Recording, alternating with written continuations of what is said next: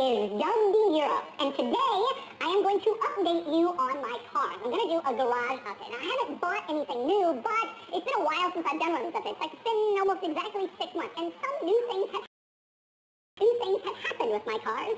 So let's get started.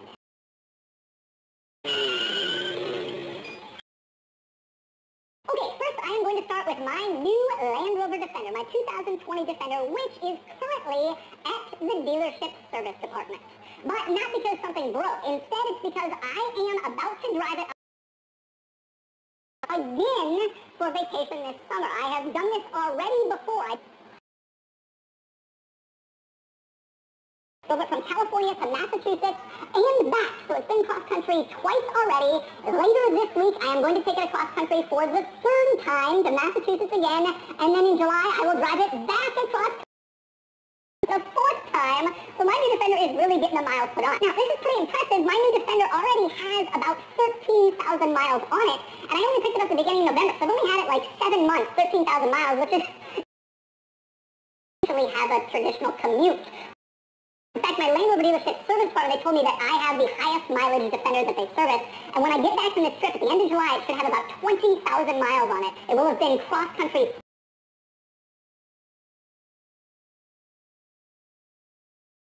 4 times before it's even a year old. That's pretty impressive for the new Defender. I'm really putting it through its paces, but so far, so good. There have been a few little issues. Now, the first one I mentioned in my last garage update, the sunroof stopped working. I pressed the button, it wouldn't open. That was traced to a loose connector. They just reconnected it, and then it worked again. 2 other issues have cropped up in the last few months. One, I posted on social media and everybody kind of laughed at, check engine light, it is kind of funny, Land Rover being Land Rover. And to drive that point home, a few weeks later, I was driving it, turned it on, check engine light was gone. So it self-healed. And that really sums up. In the past, they would come on, they would come off, you never really knew what was going on. And then last week, or a couple weeks,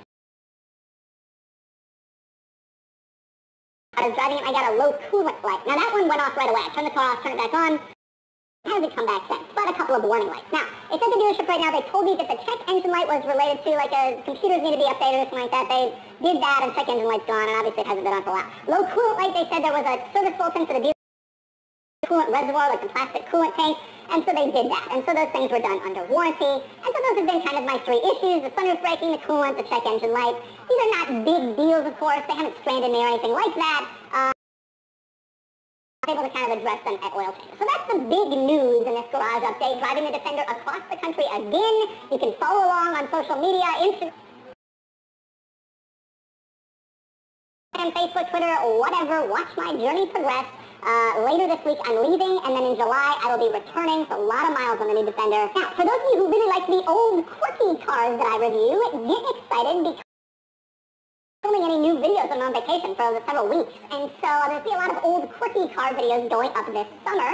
Obviously the new stuff I'm going to have to wait until I get back from my vacation. So the old quirky cars are coming this summer.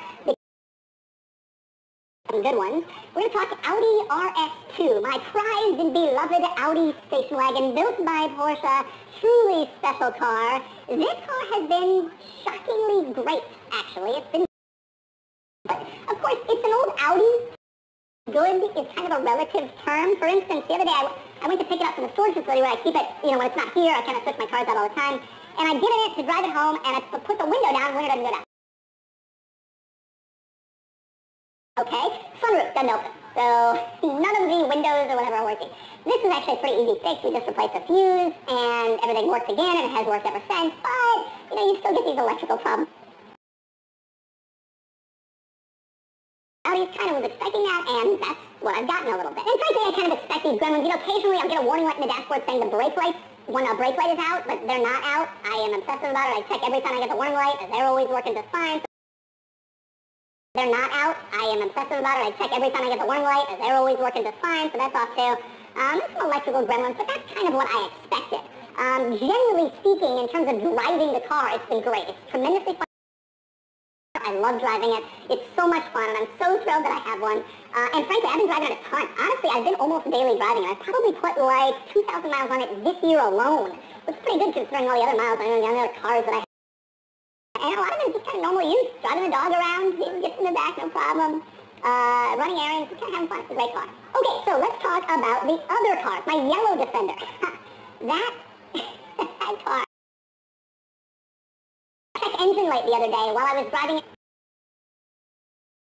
home from the service place. They had just done an oil change, driving it home, check engine light went on. Now, with this car, I'm used to check engine lights, and I don't really pursue them immediately. It's just kind of the way you live with that car.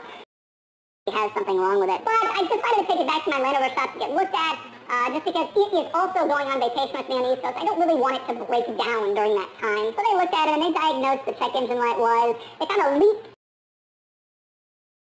The others, the check engine light is now off, for now.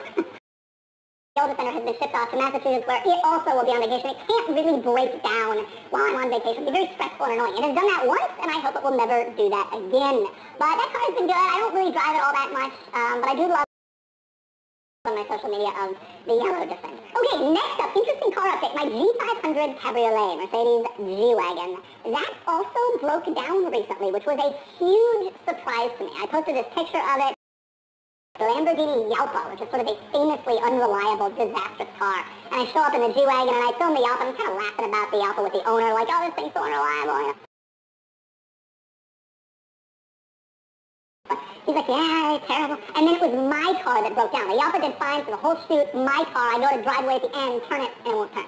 Well, it turned out it was the steering lock that had broken. And the people I know who have these older G-Wagons had told me the steering locks kind of fail on all of them. Unfortunately, it required a tow, and I had to tow up this incredibly steep driveway. And getting a tow down here and getting it up the driveway was unbelievable. The tow truck driver did a fantastic job making this work. I was incredibly stressed about the whole thing, how it would get up there. The steering was locked in. And it made it up there, and the Mercedes-Benz dealer, Mercedes-Benz dealer actually did this repair, and they were able to get it fixed, and it was, no real problem. It was an expensive fix, and I got it done. But I'm happy to say, the newer G-Wagons are kind of known for having some reliability issues. The older ones like mine, they're really, really bulletproof. I was shocked that it broke down, but like I said, people have told me they have these older G-Wagons. That's really the only big issue that they've had to deal with, and so I'm happy that it happened where I could get to it rather than out off-roading where I take it sometimes. And by the way, I want to make a quick point here. I've already mentioned the first cars I've talked about have all had some reliability issue crop up in the last 6 months. So I'm wondering, why do you continue to buy these unreliable cars? Everybody makes fun of me like that. Reliability is so important. Reliability is not all that important to me, actually. I want my cars to be fun and interesting and exciting and cool, and reliability is like 12th on my list of things that I think about when I'm buying.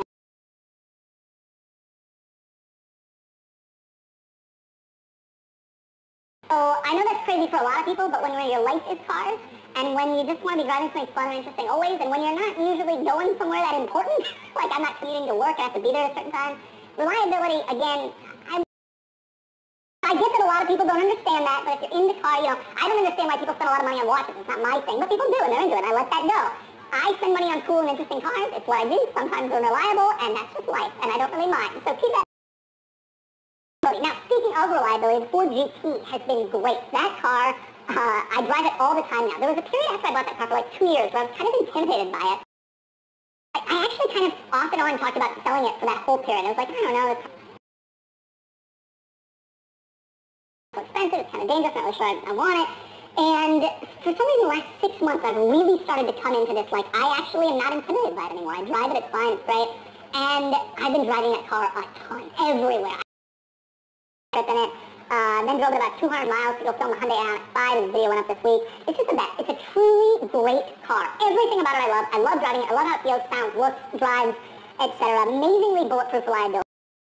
Real interest in getting rid of it, except for maybe if I could get a heritage version. That would be nice. So those are the cars. A lot is actually happening here. There's sort of an ever-present danger of the cars. One of them might not be working at any given moment.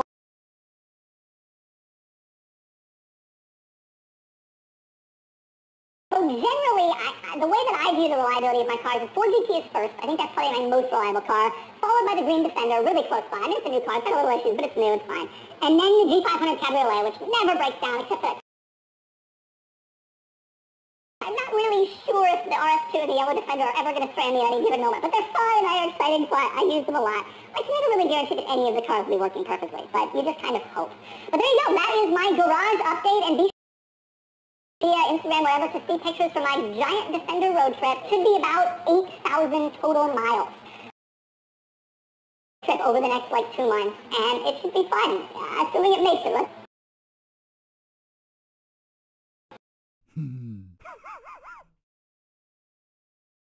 We forgot to do that part.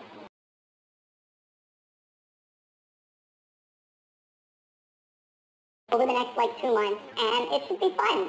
Assuming it makes it. Let's hope. But that's my garage update. This will be the end of this video. We'll see you next time. Goodbye, everybody.